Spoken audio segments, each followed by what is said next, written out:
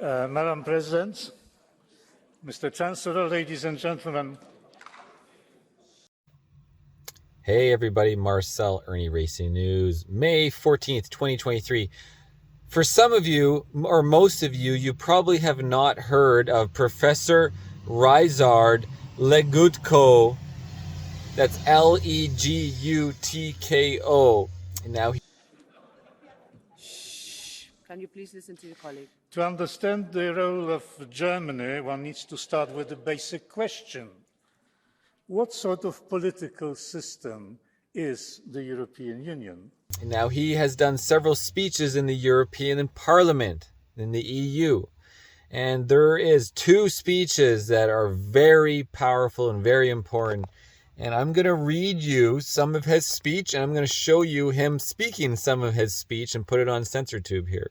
Chancellor, ladies and gentlemen, to understand the role of Germany, one needs to start with the basic question. What sort of political system is the European Union? And I submit it is a combination of an oligarchy and a tyranny of the majority. And I submit it is a combination of an oligarchy and a tyranny of the majority. The Parliament functions, of course, as the tyranny of the majority, and the Commission is a typically oligarchic institution, unelected, with limited democratic legitimacy, and having an unquestionable lust for power. And as far as I could understand you, Mr. Chancellor, you want this body to have even more power. You want this body to have even more power. But the pillars of European oligarchy are the big guys among the member states.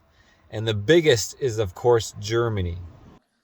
But the pillars of European oligarchy are the big guys among the member states.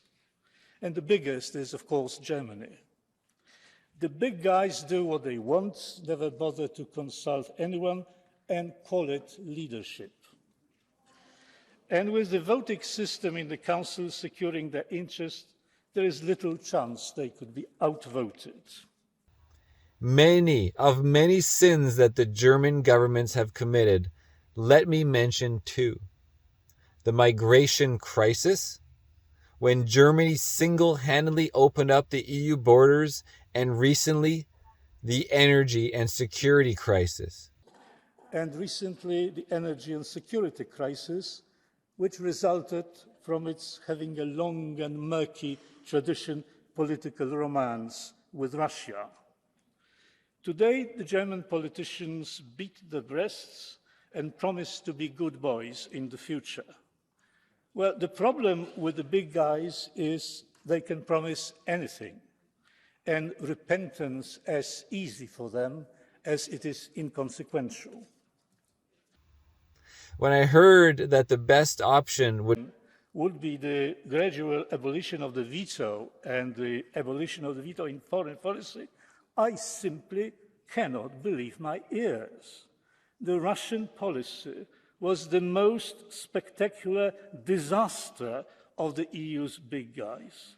And those who are most responsible for this want to have more power in foreign policy.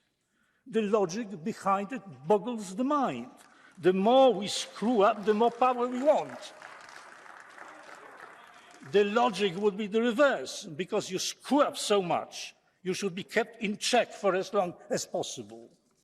Chancellor Scholz, I do not have any illusions about Germany mending its ways. You are too big, you are too hubristic. Especially lately, I read your statement, and I heard something like this today also, about Germany taking responsibility for the EU, just a matter of interest. If you could satisfy my intellectual curiosity, where can one read about German responsibility for the EU in the treaties? The only proper thing for the German governments would be to take the back benches and, as political hygiene requires, let others run the show. Mr. Legutko, You tried, thank you very much. you failed, you should withdraw. Unless, Mr. Chancellor, you and your colleagues in the European oligarchy believe that German leaders, like diamonds, are forever. Wow, amazing speech. Let's just check out some of it, guys. Ernie Racy News. You failed, you should withdraw. Unless, Mr. Chancellor, you and your colleagues in the European oligarchy believe that German leaders, like diamonds, are forever.